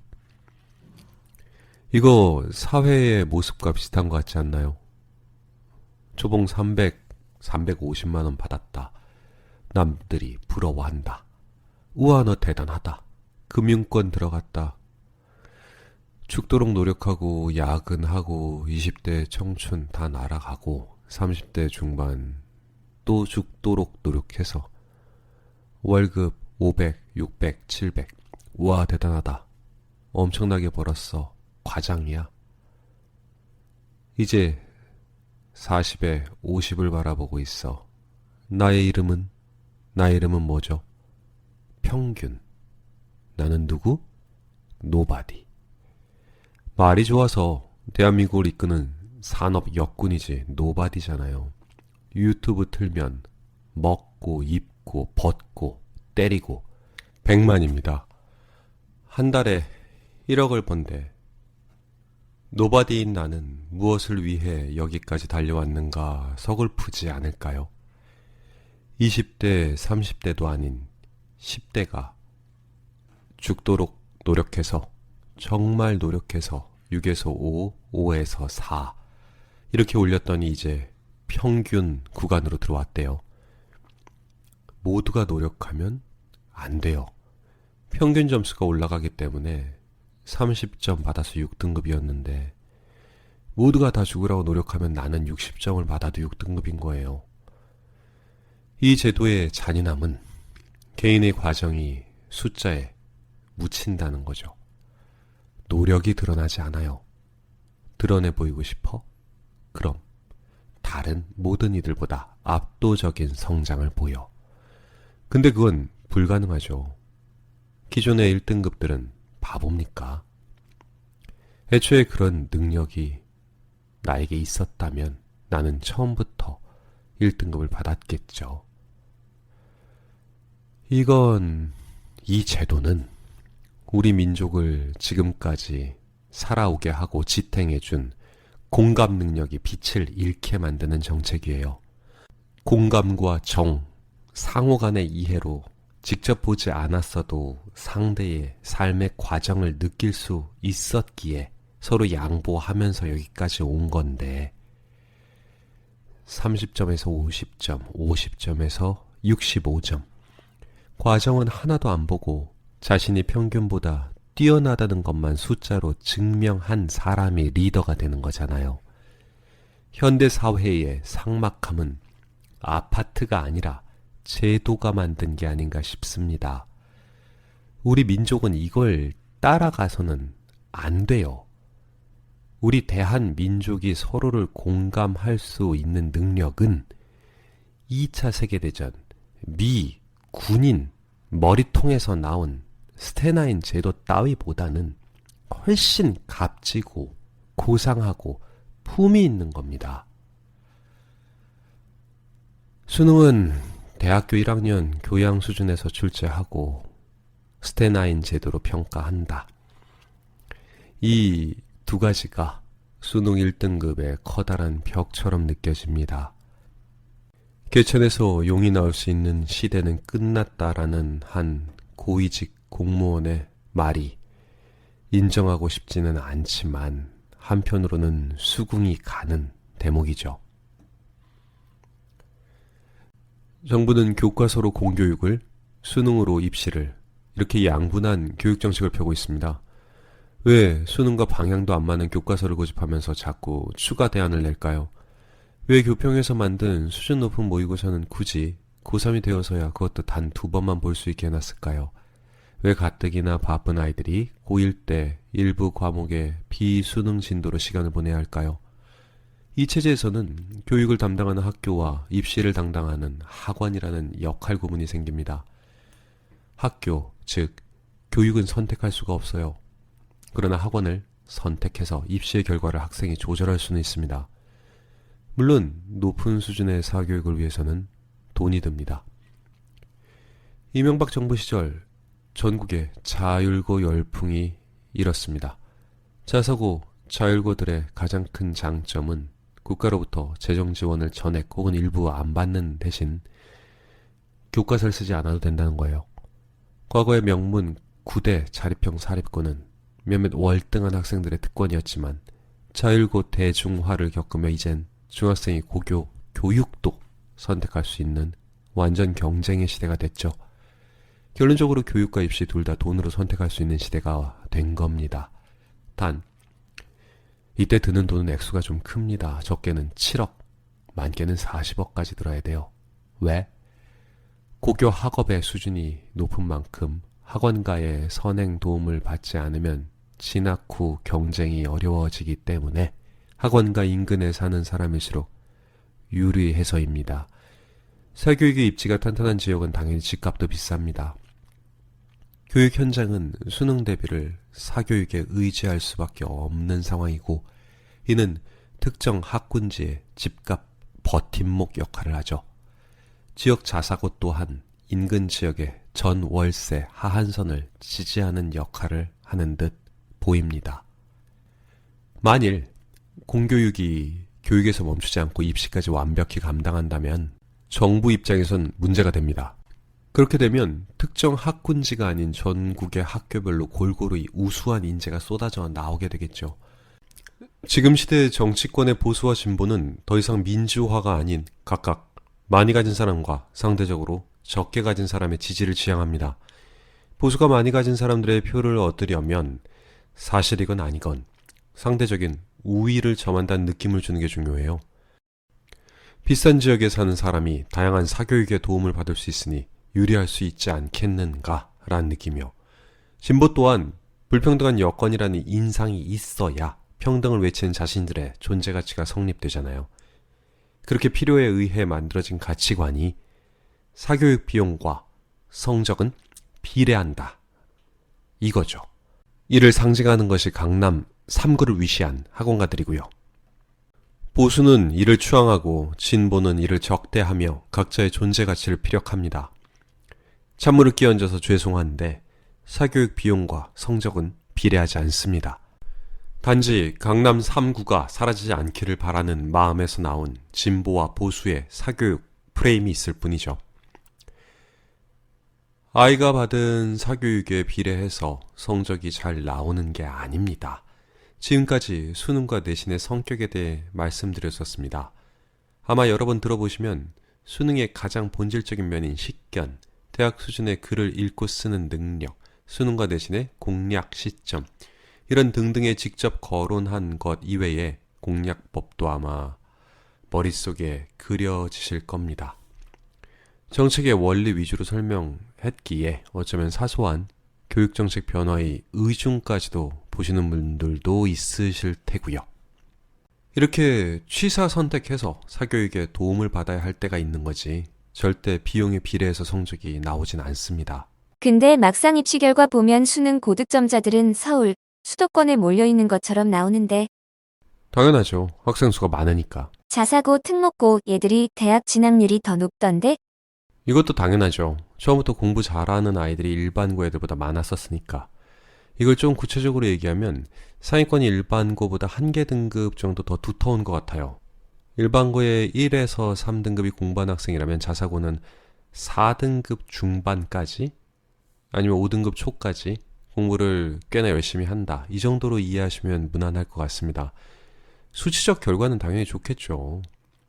근데 노력 대비 성과, 가성비로 보자면 일반고 학생들의 결과가 더 좋은 수치라고 저는 생각합니다. 밑에서 뚫고 올라온 순위를 뒤집은 친구들이 더 많다는 거죠. 이제 다음 두 문장의 오류가 보이신다면 레벨업이 완료된 겁니다.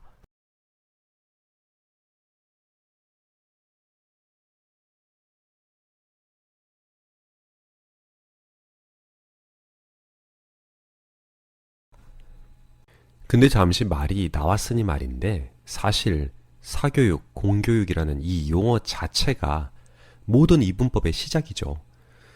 사교육과 공교육 구별의 실체가 있기는 한가요? 학원 선생님이 학교에서 방과 후 수업하면 이건 사교육인가요? 공교육인가요? 학교 선생님이 교직 그만두고 학원에 수업하면 사교육인가요? 돈을 학부모에게서 받으니까? 그럼 서점에 돈 내고 보는 EBS 교재는 사교육 참고서입니까? 교과서입니까? 수능을 70%나 내는데 참고서입니까? 돈 많이 받으면 사교육이요? 자사고, 특목고, 학기당 학교에 내는 돈 맘카페 가서 한번 물어보세요. 어마어마합니다. 일부 자사고에 1년치 학비면 그 돈으로 강남에 학원 여러 군데 1년 내내 보냅니다. 마지막으로 가정 한번 해보겠습니다.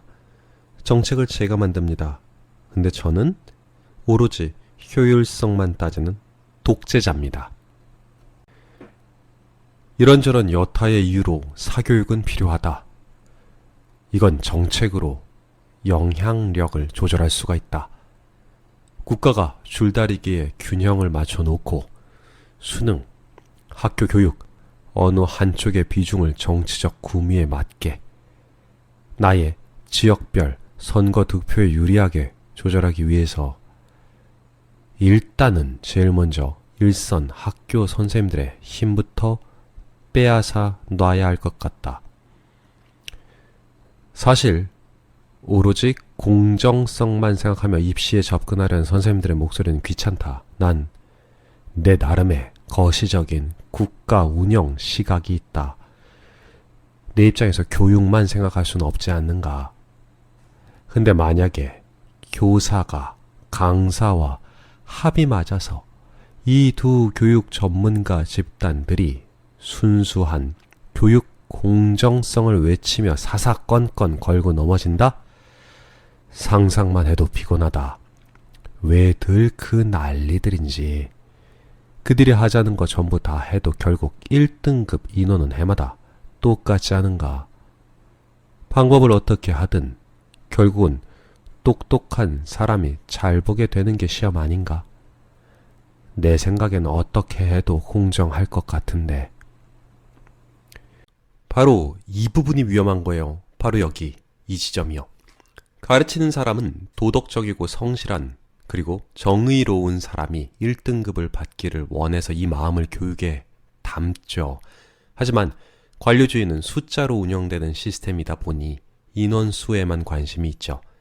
정부 입시 정책 중 어느 지점에 선하고 정의로운 미래 인재 육성 이런 표어가 보입니까? 일개 학원쟁이가 감히 할 말은 아닙니다만 정의를 점수로 매긴다면 1등급의 질은 예전보다 많이 떨어졌을 것 같습니다. 모든 사회 지도층 인사들의 비리가 바로 여기에서부터 시작되었다라고 저는 생각합니다. 이게 교육자가 물러설 수 없는 정부와 대립해서라도 물러서면 안 되는 마지노선입니다. 우리는 학생의 정신과 정의로움을 추구하는 교육 과정에 집중합니다. 정부는 입시의 결과에 주목합니다. 관점이 이렇게 다르니 어떻게 합이 맞겠습니까? 지금까지 교육과 정치를 통해 제가 전하고자 했던 것은 우리가 어느덧 익숙해진 사고의 패러다임을 인식하자는 겁니다. 존재를 인식하는 순간 이후의 판단 때마다 틀을 의식하게 되고 그러면 더 나은 방식에 근거한 사고를 하려고 노력하게 되지 않을까요? 누군가 만들어 놓은 이지선다에서 양자태계를 하면 결정을 빠르고 쉽게 내릴 수 있습니다. 개인은 자기가 관심 있는 현안을 골라서 옳고 그름만 결정하면 됩니다. 사회가 순항 중이고 국가의 운영을 주도하는 리더들이 지혜롭고 시스템을 구성한 당국자들이 체계적으로 움직인다면 더할 나위 없이 좋겠죠. 그러나 새로운 난제가 등장하여 보기 자체가 없는 상황에 닥치면 대응이 어렵습니다. 양자태계를 강요받는 이분법적 패러다임에 익숙한 시스템 속의 관료는 위기시 놀라울 정도로 수동적인 모습을 보이는 것 같습니다. 티핑 포인트.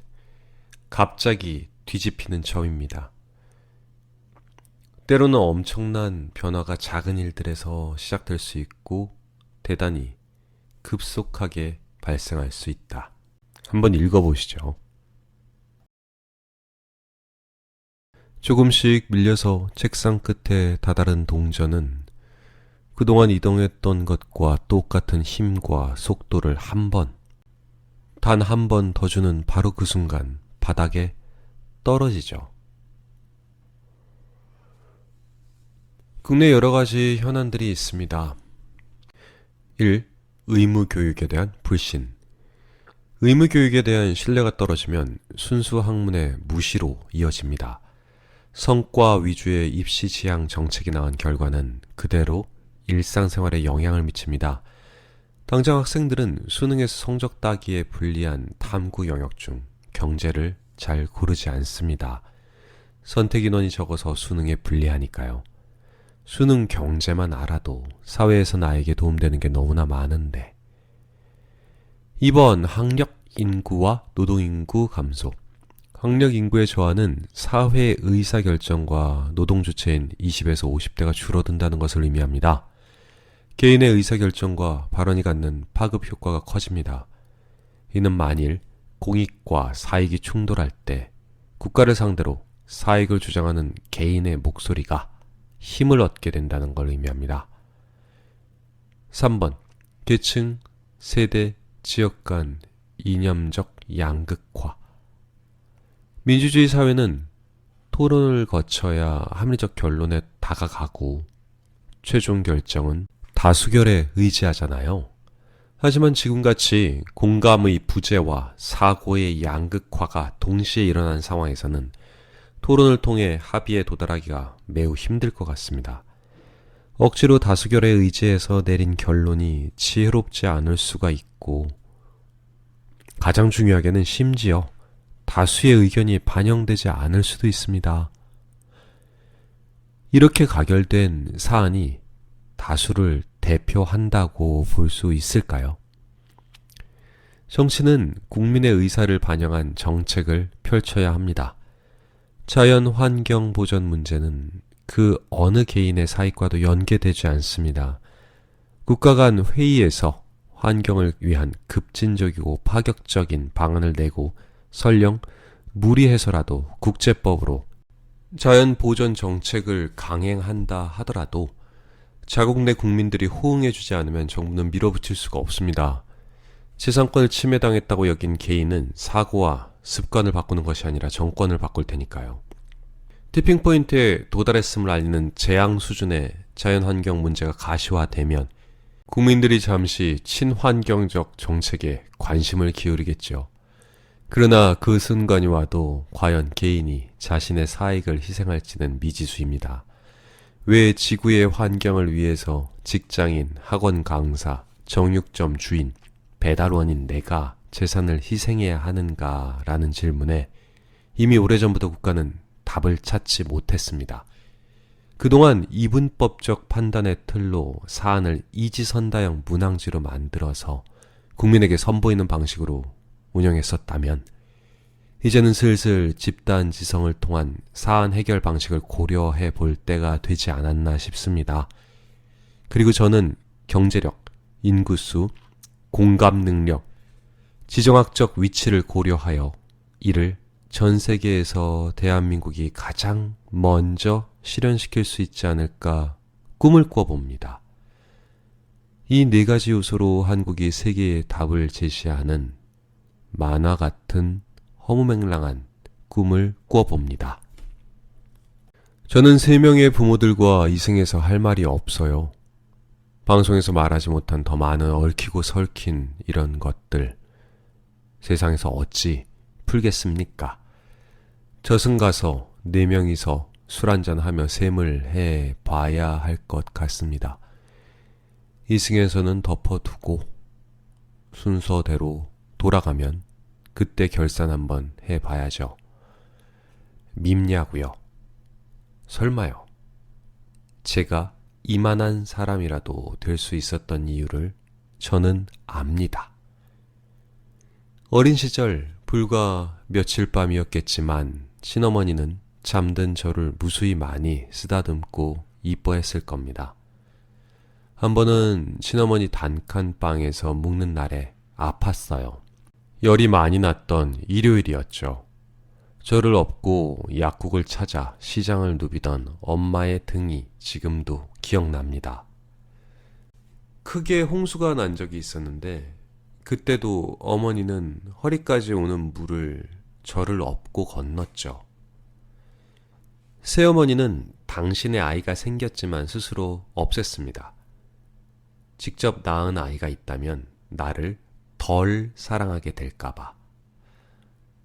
한 번 지나는 말로 이런 얘기도 하신 적 있어요. 아버지는 너를 생각하며 보고 싶다고 우신 적이 참 많았다라고요. 제 나이 30 후반이 되어서야 치매기가 생긴 93세 할머니를 찾아갑니다. 제 가족과 함께 찾아갔죠. 그때는 부모님께서 모시고 계셨는데요. 저의 어린 아들이 제가 낳은 아들인지 저인지 이해시켜 드리는데 1시간 가까이 걸렸습니다. 같은 말을 저는 웃으면서 10번 넘게 했었죠. 저 아이는 저의 아들이라고. 저는 할머니 기억 속에 있던 그 어린 아이가 이렇게 큰 거라고. 그쯤 되니까 이해를 하시더라고요. 이해하시자마자 할머니가 대뜸 소리치셨어요. 이놈아, 내가 너를 얼마나 아꼈는지 알아? 근데 이제 와? 저는 이성에서 이 많은 이야기와 서로의 한을 말로는 풀지 못해요. 그게 말로 되나요? 혹시 아시겠나요? 제가 지금의 시각을, 세상을 보는 눈을 물려받고 잘 살게 된 이유? 사랑이죠. 사랑. 시대가 변하고 세상이 변해도 사람이 사람다울 수 있고 서로 어울릴 수 있는 것은 사랑하는 능력과 공감하는 능력 때문입니다. 많은 정치인, 예능인, 기업인들에 대해 저마다 다른 관점에서 이야기해 볼 수야 있겠지만 그들 모두 인간적 고뇌를 겪어낸 같은 시대의 사람이라고 이해해 볼 수도 있지 않을까요? 물론 사람이 다치고 희생당한다면 비난받아야겠지만 공감이 기반된 비난이 삶을 더 나은 것으로 바꿔줄 것 같습니다. 이제 양극단에서 싸우는 이분법 논리로 흘려보내기에는 우리에게 시간이 많지 않은 것 같습니다. 하지만 이미 사고가 이런 방식으로 굳어진 저는 지금의 우리 자녀들에게 새로운 대안을 제시할 수가 없습니다. 답은 지들이 찾게 해도 최소한 숙제는 좀 줄여줬으면 합니다. 이분법적 패러다임의 시대를 우리 때에서 끝냈으면 좋겠습니다. 모든 이성은 칼을 품고 있습니다. 공감이 기반돼야 이성 속 칼이 사라집니다. 저는 꿈을 꿔봅니다. 허무맹랑한 만화 같은 꿈. 환경 보전이 시급한 과제인 세계인들은 집단 지성으로 의견 조율이 이루어지는 새로운 정치 체계의 한국에 주목합니다. 우리에게는 자율주행이 가능한 5G 인터넷이 있고 대중교통수단으로 쌓은 수소차의 노하우가 있고 지하철만으로도 파주에서 신창이 연결되어 있으며 지상철, 고속도로는 전 국토를 관통합니다. 총기 규제가 엄격해서 치안이 안정적입니다.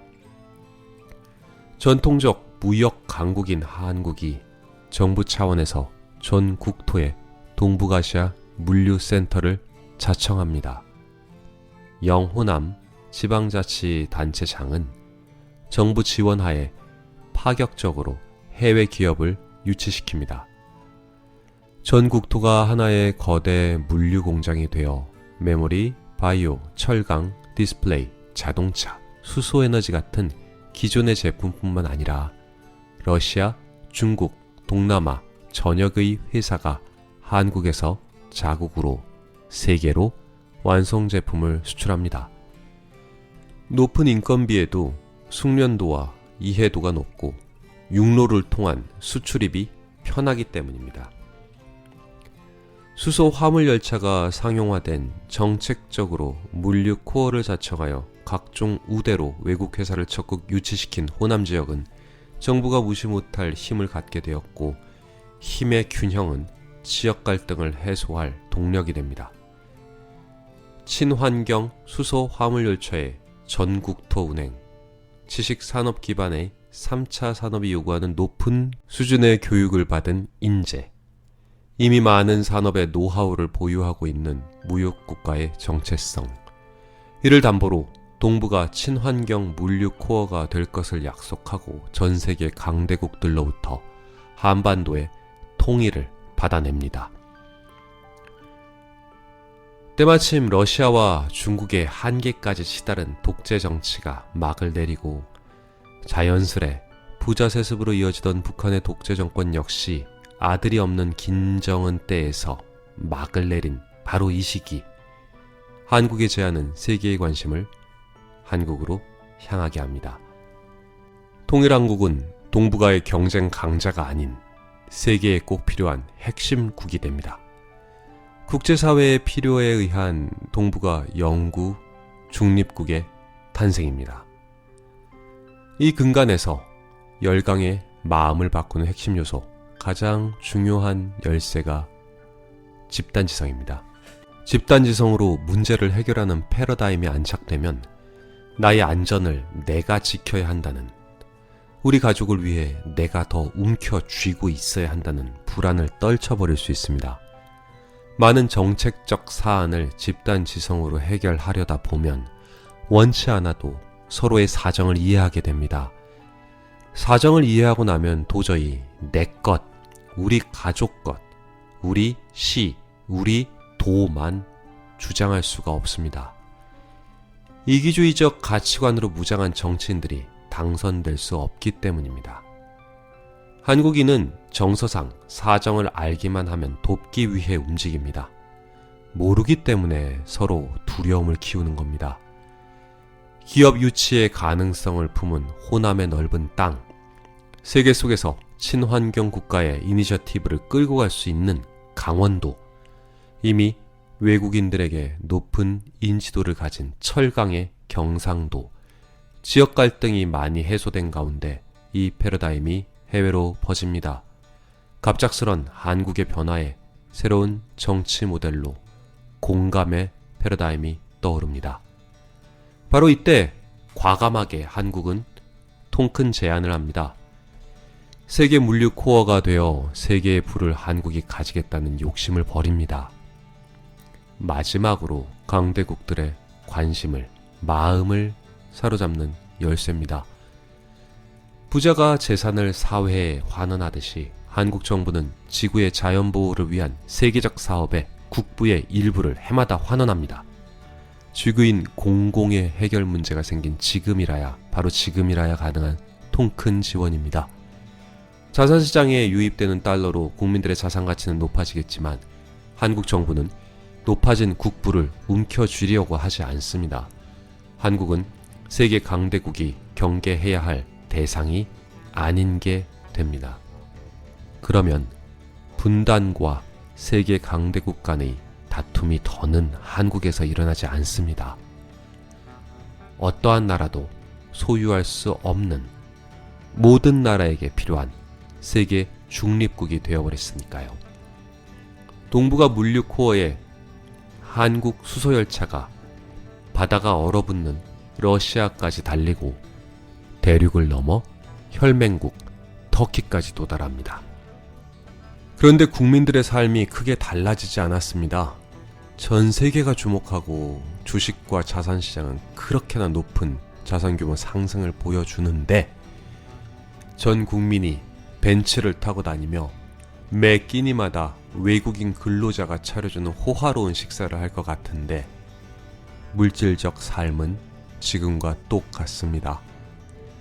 해마다 쌓아올린 부가 전부 자연보호 목적 자금으로 다시 해외로 나가기 때문입니다. 그럼 우리가 얻는 것은? 많은 기업, 자손들의 직업 안정성. 이는 다시 대입이 취업이 아닌 학문의 대상으로 변함. 그리고 호화롭지는 않지만 전쟁과 먹고 살 걱정에서 벗어난 한국인의 저녁과 여유가 있는 삶. 무엇보다 불안이 없는 삶. 사람들이 물질이 아닌 문화와 지식에서 충족감을 느끼는 삶. 무엇보다도 불안하지 않기에 급하지 않고 공감할 수 있는 삶. 전 세계 강대국들과 어깨를 나란히 하는 당당한 경쟁자라는 과거의 발전 지향성 낡은 슬로건이 아닌 세계에 꼭 필요한 대한민국이 되었기에 우리나라 국민은 불안하지 않습니다. 우리의 물질적 삶은 똑같죠. 정신은 공감으로 채우고 남는 시간은 문화와 예술과 지식으로 채웁니다. 그리고 우리의 마음에, 우리 자손의 마음에 여유가 찾아오겠죠. 혹시 알아요? 다른 나라들도 따라할지. 이것으로 2부, 3부 합본 강의를 마치겠습니다. 긴 시간 시청해 주셔서 감사합니다. 이 강의는 더불어민주당 이소영 의원님과 국민의힘 의왕 과천 당협위원장 최기식 전 검사님께 링크로 전달됩니다. 하찮은 저 앨런의 의견을 두 정치인들께서 귀 기울이실까요? 아마 아닐 겁니다. 하지만 13만 자유지성 유튜브의 방송 강의라면 무시하기 힘들지 않을까요? 어떤 작은 변화의 시작이 될지 한번 보자고요. 정치적 색깔이 있을 수 있기에 직하님이 이 부분은 삭제하실 수 있게 제작했습니다. 삭제된다면 링크는 두 의원님께 전달되지 않습니다. 이 부분을 듣고 계시다면 링크는 방송이 끝난 후 전달됩니다. 진짜 끝입니다. 긴 시간 들어주셔서 감사합니다.